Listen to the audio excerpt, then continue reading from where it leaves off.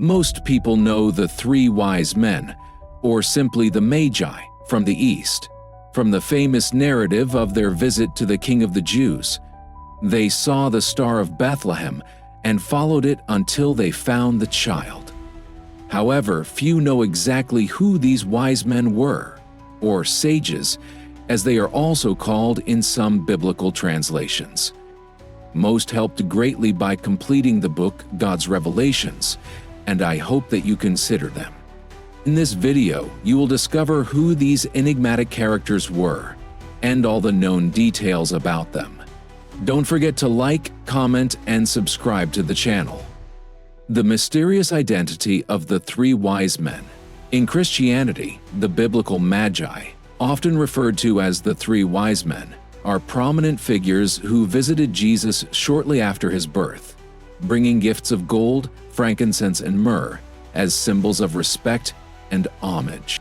The celebration of their visit is marked on the Day of Epiphany, also known as the Day of the Three Kings, which concludes the Christmas festivities in many Christian cultures. These Magi are common representations in nativity celebrations, appearing in nativity scenes and reenactments that recount the birth of Christ. For more than 100 years, Christ's miracles have been seen around the world in roundabout ways, whether in the form of scriptures around the temples, in the cemeteries, or in many parks around the United States. Their mention occurs exclusively in the Gospel of Matthew, which reports that they came from the East, in Greek, apo anatolon, to worship him who has been born King of the Jews. However, the biblical text does not specify their names, appearance, exact number, or precise origins. These details were developed later through Christian traditions and interpretations over the centuries.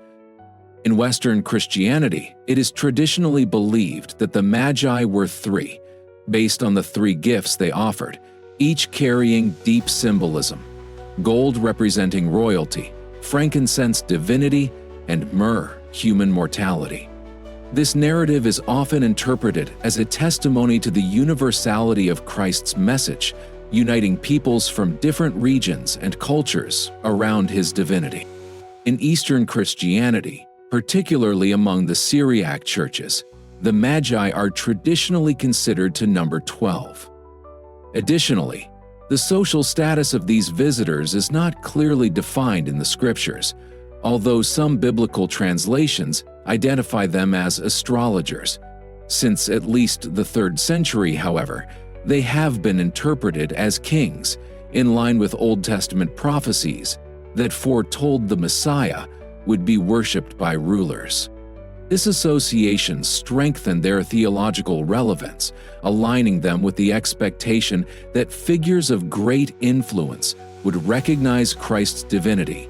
The mystery surrounding the identity and origins of the Magi, combined with their profound spiritual significance, has solidified their place as iconic figures in Christian tradition. They are venerated as saints and, in some communities, even as martyrs, often represented in works of art, legends, and cultural customs. The Magi have also become a means of expressing various symbolisms, addressing themes such as the search for divine truth and the universality of the Christian message. Among modern scholars, the prevailing view is that the Magi are symbolic or legendary figures whose inclusion in the biblical accounts serves theological purposes. In the traditional nativity scene representations, they appear as three wise men visiting the baby Jesus on the night of his birth, accompanied by shepherds and angels. However, this image should be understood as an artistic convention that combines two distinct scenes: the worship of the shepherds, which occurred on the night of the birth, and the worship of the Magi, which happened later. This fusion facilitates the visual and narrative representation of the nativity story. The only biblical account of the Magi is recorded in Matthew 2, which describes an event that took place at an unspecified time after the birth of Jesus. In this account, an undetermined group of wise men, called Magoe, in the original Greek Magoe, visits the baby Jesus. Unlike traditional depictions that place them in a house, oikion in Greek, a minitana, the New Revised Standard Version of Matthew 2:1-12 narrates this episode as follows. In the time of King Herod, after Jesus was born in Bethlehem of Judea, wise men from the east came to Jerusalem asking, "Where is the child who has been born King of the Jews? For we observed his star at its rising and have come to pay him homage." When King Herod heard this, he was frightened, and all Jerusalem with him. Calling together all the chief priests and scribes of the people, he inquired of them where the Messiah was to be born. They told him, "In Bethlehem of Judea, for so it has been written by the prophet, and you, Bethlehem, in the land of Judah, are by no means least among the rulers of Judah. For from you shall come a ruler who is to shepherd my people Israel." Then Herod secretly called the wise men and inquired about the exact time the star had appeared. He then sent them to Bethlehem with the following instruction: "Go and search diligently for the child.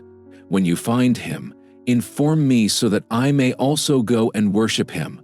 And whenever you see the child, put your king attached to him, and I will add my name to the list of bishops." Likewise, the wise men left, and guided by the star they had seen in the east, they came to the place where Jesus was.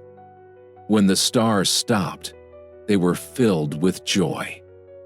Entering the house, they saw the child with Mary, his mother, and kneeling, they honored him. Then they opened their treasures and offered gifts: gold, frankincense, and myrrh. Being warned in a dream not to return to Herod, the wise men took another route back to their country. The biblical account does not specify a clear interval between the birth of Jesus and the visit of the Magi. However, the proximity of the traditional dates of December 25th, Christmas, and January 6th, Epiphany, and artistic representations often suggest that the visit took place in the same winter as the birth. Despite this, later traditions varied, and some considered that the Magi might have arrived up to 2 years after the birth. This longer interval is often associated with Herod's order, recorded in Matthew 2:16. 18. For the massacre of all boys up to 2 years old, an attempt to eliminate any threat to his reign. It is called the Magic Tradition for the feast named after Herod's ruler and firstborn. Some modern commentators, detached from liturgical traditions, propose a variety of time intervals for the Magi's visit. In Matthew's account, the Magi are mentioned again in verse 16, in connection with their decision to avoid Herod after finding Jesus. This decision, combined with what Herod had learned about the star during his previous encounter with the wise men, led to his violent response. So, the star that guided the Magi became known as the Star of Bethlehem and is widely explored in both theology and astronomy, representing a mysterious and significant phenomenon. Although the text does not provide additional details about the nature of this star, it remains a central symbol in the Christian narrative, evoking the theme of divine guidance. When we approach the identities and backgrounds of the three wise men, also known as the three Magi from the East, we encounter a mystery. The true identity of these men remains unknown, as various traditions provide different accounts of their origins, the peoples and nations they allegedly came from, and their assigned names. By contrast, such a clear picture was not the case for this group. Although the scriptures do not reveal their names or origins, many traditions and legends throughout history have sought to fill in these gaps. Among Western Christians, the most recognized names for the Magi are Melchior, Gaspar, also spelled Caspar or Jaspar, and Balthasar. These names first appear in an 8th century religious text known as the Excepta Latina Barbari, a Latin translation of a lost Greek manuscript, possibly written in Alexandria, about 2 centuries earlier. Another document from the same period, Collectanea et Flores, also based on an original Greek source, reinforces the tradition of 3 kings with the same names and adds details about their stories. These traditions not only helped to shape the Christian imagination about the Magi, but also contributed to preserving a cultural and spiritual fascination with these mysterious figures. One possible origin for the name Caspar is mentioned in the apocryphal Acts of Thomas, which narrates the visit of the Apostle Thomas to the Indo-Parthian king Gondophares the Fiancé, 21 to circa 1407 AD. This monarch, also known as Gaudopharesa, may have influenced the emergence of Caspar as a corruption of Gaspar. After 20 days, Shah sharted his sill and became buried in the ground. In the following year, Shah's raised again, and the ground was actually raised to the grave and buried with him. Gondophares, who declared independence from the Arasacid dynasty, ruled a kingdom that covered territories now corresponding to Iran, Afghanistan, and Pakistan. According to historian Ernst Herzfeld, his name may have left traces in the Afghan city of Kandahar, which he is believed to have founded under the name Gondopharan. However, the names attributed to the Magi vary according to Christian tradition. Among Syrian Christians, the Magi are called Larvandad, Gushnasaf, and Hormizdas. In the Ethiopian Orthodox Church, they are named Hor, Karsudan, and Basanata, while Armenian Catholics refer to them as Kagfa, Badadakarida, and Badadilma. Among Chinese Christians, it is common to believe that one of the Magi came from China.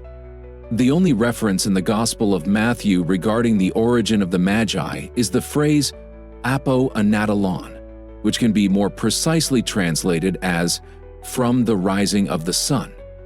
This indication leaves room for interpretations regarding the exact locations from which they came. The vast Parthian Empire, centered in the region of Persia, modern-day Iran, stretched from eastern Syria to the borders of India. While it was a territory that hosted various religions, the dominant faith was Zoroastrianism, and its priestly class included the so-called Magi.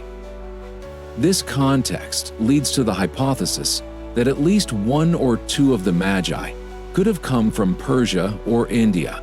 Although Matthew does not directly mention the reasons for their journey, other than the observation of the star of the King of the Jews in the east, apocryphal texts provide additional explanations. In the 3rd chapter of the Syriac Infancy Gospel, it is suggested that the Magi were following an ancient prophecy of their prophet Zoroaster, or Zarathustra, who allegedly foretold the birth of a great king. There is an Armenian tradition that associates the Magi of Bethlehem with Balthasar from Arabia, Melchior from Persia, and Caspar from India, representing an Arab, a Persian, and an Indian. The historian John of Hildesheim recounts a legend dating back to the ancient city of Taxila on the Silk Road in present-day Punjab, Pakistan, where one of the Magi passed through the city on the way to Bethlehem. Sebastian Brock, a historian specializing in Christianity, stated, "There is no doubt that it was among the Zoroastrian converts that certain legends about the Magi of the Gospels developed." Anders Holt-Gord, on the other hand, concluded that the Gospel narrative of the Magi was influenced by an Iranian legend about Magi and a star related to the birth of a ruler would be preceded by the appearance of a star, as well as myths describing the manifestation of a divine figure through fire and light. Due to the lack of more comprehensive texts on the Magi, their identities remain shrouded in mystery, and we do not know for certain where they came from.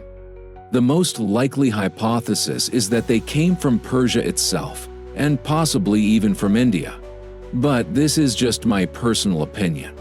I hope you enjoyed the video. Let me know in the comments if you are already familiar with anything about the origins and identities of these figures.